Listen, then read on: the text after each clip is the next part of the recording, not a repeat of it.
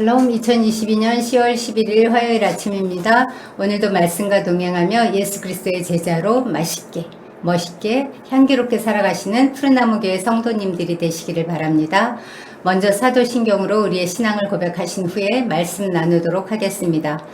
전능하사 천지를 만드신 하나님 아버지를 내가 믿사오며 그 외아들 우리 주 예수 그리스도를 믿사오니 이는 성령으로 잉태하사 동정녀 마리아에게서 나시고 본디오 빌라도에게 고난을 받으사 십자가에 못 박혀 죽으시고 장사한 지 사흘 만에 죽은 자 가운데서 다시 살아나시며 하늘에 오르사 전능하신 하나님 우편에 앉아 계시다가 저리로서 산 자와 죽은 자를 심판하러 오시리라.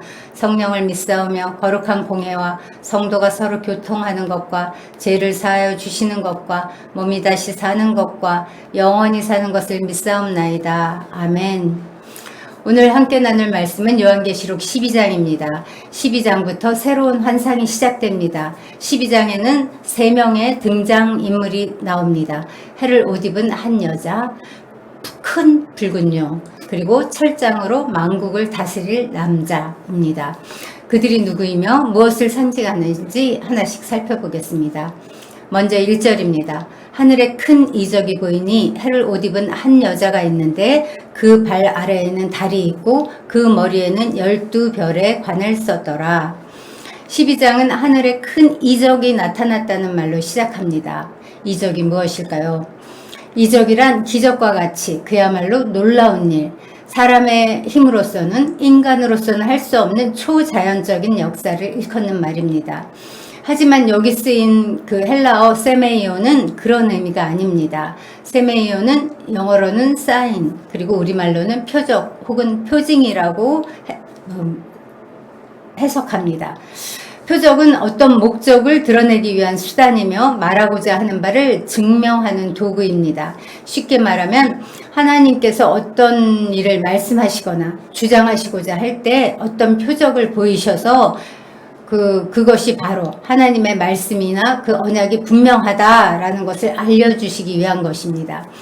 그렇다면 여기 첫 번째 등장인물인 해를 옷 입은 여자, 그녀는 어떤 것을, 무엇을 의미하는 표징일까요? 해를 옷 입고 발 아래는 달이 있고 그 머리에 12별의 면류관을 썼다는 것은 그리스도의 신부의 그 영광스러운 모습을 묘사한 것입니다. 이것은 창세기 37장에 나오는 요셉의 꿈에 나왔던 것들과 동일합니다. 그러므로 요한계시록 12장에 나오는 이 여자는 신구약 시대를 대표하는 하나님의 백성, 곧 교회를 상징하는 표적이라고 할 수 있습니다. 그녀가 지금 해산의 진통과 괴로움으로 울부짖고 있습니다. 3절입니다. 하늘에 또 다른 이적이 보이니 보라 한 큰 붉은 용이 있어 머리가 7이요 뿔이 10이라 그 여러 머리에 7 왕관이 있는데, 하늘에 또 다른 이적이 등장합니다. 두 번째 등장인물인 한 큰 붉은 용이 나타난 것입니다. 그 용은 머리가 7개고 뿔이 10개가 있습니다. 그 머리마다 왕관을 쓰고 있습니다. 왕관은 그 사단이 왕의 권력을 소유하고 있음을 나타냅니다. 그 머리에 10개의 뿔을 가지고 있다는 것은 사단의 거대한 파괴력을 상징합니다. 그 용이 꼬리로 하늘의 별 3분의 1을 끌어다가 땅에다 내던집니다. 여기서 별은 용의 추종 세력으로 하나님께 대적한 타락한 천사들을 일컫는 말입니다.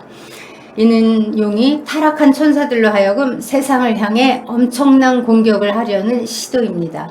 그 용은 지금 막 해산하려는 그 여자 앞에 서서 아기를 낳기만 하면 삼켜버리려고 호시탐탐 노리고 있습니다. 그렇다면 두말할 것도 없이 여기 나오는 큰 붉은 용은 사단을 의미합니다. 언제나 사단의 시도는 그리스도를 죽이는 것입니다. 용이 아이를 죽이고자 했던 사건은 역사적으로 이미 많이 있었습니다. 사탄은 시대마다 구원자 메시아가 이 땅에 오는 것을 막기 위해서 필사적으로 애썼습니다. 구약에 나온 그 애굽 왕 바로가 이스라엘 남자아이들을 살육했던 일, 그리고 신약에 나온 헤롯이 베들레헴의 유아들을 살육했던 사건들이 바로 그것입니다. 이렇게 사단은 그리스도의 탄생부터 십자가까지 사사건건 그리스도의 사역을 끊임없이 방해했습니다. 예수께서 십자가에 달리실 때 잠시 사탄의 공격이 성공하는 듯 보였지만 십자가의 죽음은 패배가 아니라 영원한 승리였습니다. 세상 죄를 대신 지고 가신 예수 그리스도께서 세상을 구속하셨기 때문입니다. 5절입니다. 여자가 아들을 낳으니 이는 장차 철장으로 만국을 다스릴 남자라. 그 아이를 하나님 앞과 그 보좌 앞으로 올려가더라.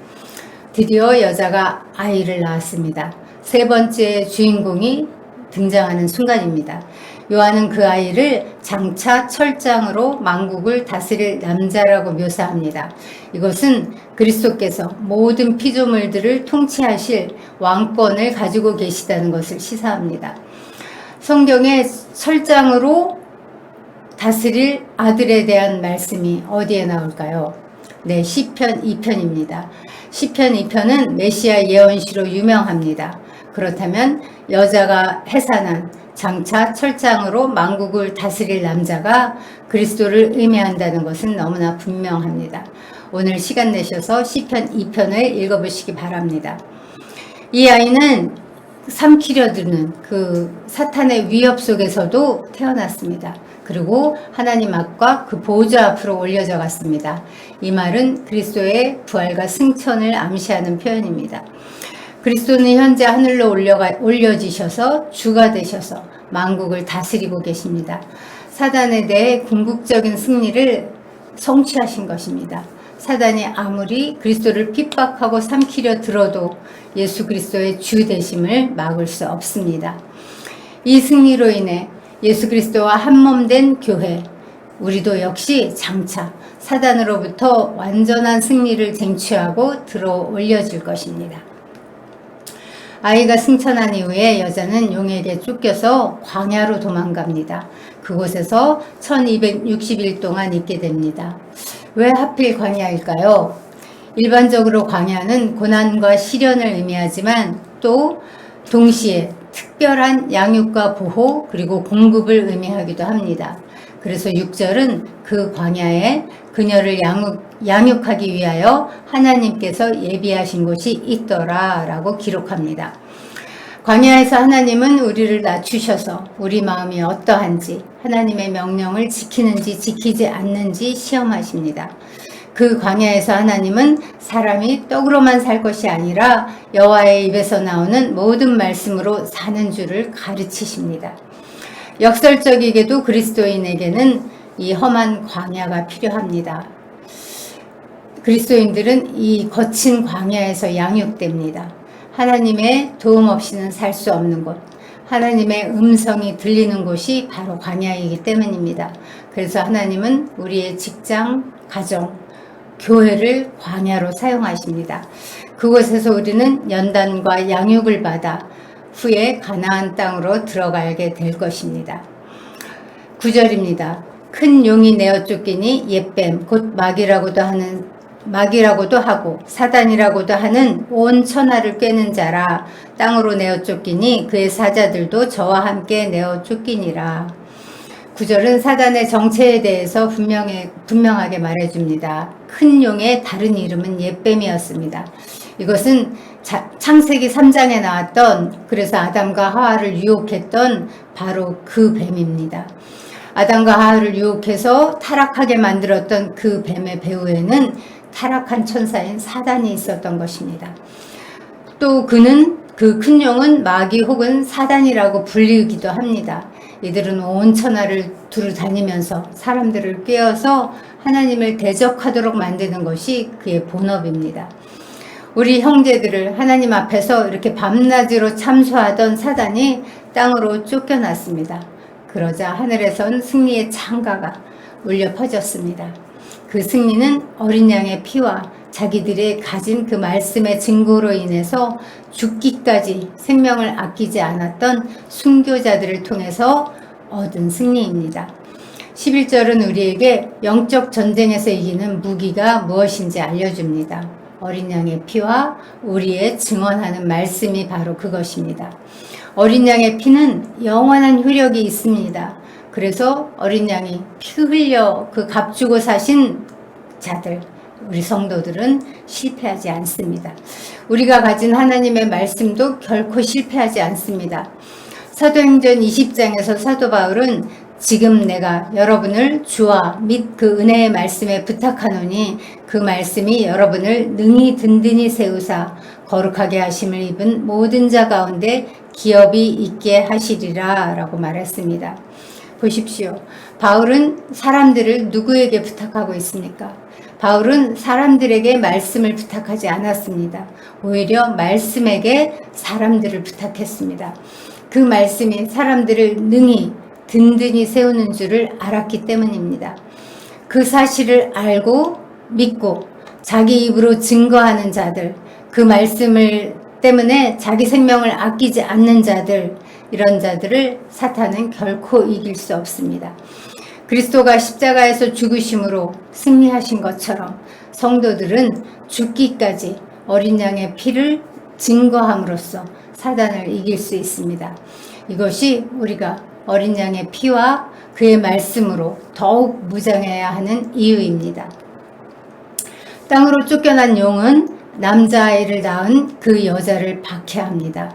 교회를 공격하기 시작한 것입니다. 예수 그리스도의 구원을 원천적으로 봉쇄하려던 전략이 실패하자 그 분노를 여자에게로 돌린 것입니다. 사단은 자신의 때가 얼마 남지 않은 것을 압니다. 그래서 수단과 방법을 가리지 않고 교회를 박해합니다. 사단의 최후의 발악으로 교회는 전에 없이 극도의 핍박과 시련을 당하게 될 것입니다. 그러나 두려워하지 마십시오. 사단이 아직 교회를 해칠 권세를 갖고 있긴 하지만 그는 이미 패배하고 쫓겨난 존재입니다. 하나님께서 어떤 구원의 능력으로 그 여자를 보호하시는지 한번 보십시오. 하나님은 그녀에게 큰 독수리의 2날개를 주셔서 광야에 있는 은신처로 데려가서 거기서 1때와 2때와 반때 동안 부양하십니다. 또 뱀이 그 여자의 등 뒤에다가 물을 토해내서 강물로 그 여자를 휩쓸어 버리려고 하자 땅에 입을 벌리셔서 용이 토해낸 그 물을 삼켜버리게 하십니다. 이는 사단이 아무리 수많은 계계와 모략으로 성도들을 해치고자 한다 해도 하나님께서 교회를 보호하시고 인도하신다는 뜻입니다. 그렇다면 여기 나오는 1때와 2때와 반때는 무엇일까요? 이것은 앞서 나왔던 1260일, 42달 혹은 3년 반과 모두 동일한 표현입니다. 이것은 어떤 특정한 시간을 나타내는 말이 아닙니다. 예수 그리스도의 초림부터 재림까지 복음시대 전체 종말의 기간을 가리키는 말입니다. 그 기간은 하늘 전쟁에서 패배해서 땅으로 쫓겨난 사단이 교회를 공격하는 것에 대비해서 하나님께서 보호하시고 양육하시는 때이기도 합니다. 이 기간 동안 하나님은 성도들이 그 사단의 핍박에 대항할 수 있는 능력과 인내를 허락하십니다. 그러므로 교회는 안전합니다. 핍박과 어려움이 있을지라도 교회는 잘 보호받고 잘 양육받을 것입니다. 주님은 내가 내 교회를 세우리니 음부의 권세가 이기지 못하리라 라고 분명히 약속하셨습니다. 마지막 17절입니다. 용이 여자에게 분노하여 돌아가서 그 여자의 남은 자손 곧 하나님의 계명을 지키며 예수의 증거를 가진 자들과 더불어 싸우려고 바다 모래 위에 서 있더라. 용이 맨 처음 노린 것이 누구였었죠? 여자가 낳은 남자아이, 즉 그리스도를 삼키려고 노렸다가 실패했지요. 어찌하든지 메시아가 이 땅에 오지 못하게 온갖 계계를 다 했으나 실패하자 그 다음에는 타겟을 바꿔서 남자를 낳은 여자, 곧 교회를 박해하기 시작했습니다. 그런데 하나님의 보호로 여자에 대한 공격마저 실패하자 사단은 이제 그 여자의 남은 자손, 곧 하나님의 계명을 지키며 예수의 증거를 가진 자들과 더불어 싸우려고 합니다. 여자가 신앙 공동체 전체를 상징한다면 남은 자손은 신앙 공동체 중에서 사단의 핍박으로 인해 순교당하는 성도 개개인을 가리키는 말입니다. 사단은 예수 그리스도를 머리로 하는 그 성도들의 공동체인 교회 자체를 파멸시킬 수 없자 남은 자손, 곧 하나님의 계명을 지키며 예수를 그리스도로 증거하는 성도 개개인들을 핍박하고 공격하기로 전략을 바꾼 것입니다. 그래서 성도의 삶에 크고 작은 문제가 끊이지 않습니다. 그러나 성도 개개인을 향한 사단의 공격이 가능하다 할지라도 그것이 결코 사단의 승리를 의미하는 것은 아닙니다. 사단이 예수를 핍박하여 십자가에 매달았을 때 그가 승리한 것처럼 보였으나 결정적인 패배를 당한 것처럼 사단이 성도 개개인을 핍박하고 순교시킬 수 있으나 그 역시 성도들에게 궁극적인 믿음의 승리를 안겨줄 것입니다. 그렇습니다. 사단은 여전히 우는 사자처럼 두루다니며 삼킬 자를 찾고 있습니다. 베드로는 그래서 근신하고 깨어있으라고 경고했습니다.